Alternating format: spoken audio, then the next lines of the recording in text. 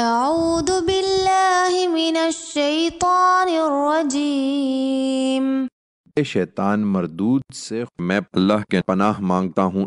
وقال الذین اشرکوا لو شاء اللہ ما عبدنا من دونہ من شیء نحن ولا آباؤنا ولا حرمنا من دونه من شيء كذلك فعل الذين من قبلهم فهل على الرسل إلا البلاغ المبين۔ یہ مشرکین کہتے ہیں کہ اگر اللہ چاہتا تو ہم اس کے سوا کسی چیز کی عبادت نہ کرتے، نہ ہم نہ ہمارے باپ دادا، اور نہ اس کی ہدایت کے بغیر کسی چیز کو حرام ٹھہراتے۔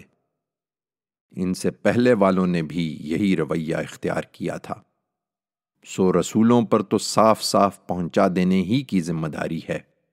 وَلَقَدْ بَعَثْنَا فِي كُلِّ أُمَّةٍ رَسُولًا أَنِ اعْبُدُوا اللَّهَ وَاجْتَنِبُوا الطَّاغُوتَ فَمِنْهُمْ مَنْ هَدَى اللَّهُ وَمِنْهُمْ مَنْ حَقَّتْ عَلَيْهِ الضَّلَالَةُ فَسِيرُوا فِي الْأَرْضِ فَانظُرُوا كَيْفَ كَانَ عَاقِبَةُ الْمُكَذِّبِينَ۔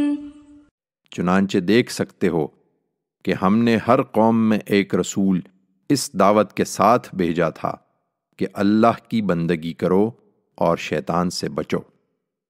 پھر ان میں سے کچھ کو اللہ نے ہدایت بخشی اور ان میں کچھ ایسے بھی ہوئے جن پر گمراہی مسلط ہو گئی۔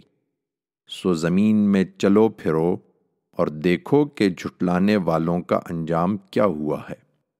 إن تحرص على هداهم فإن الله لا يهدي من يضل وما لهم من ناصرين۔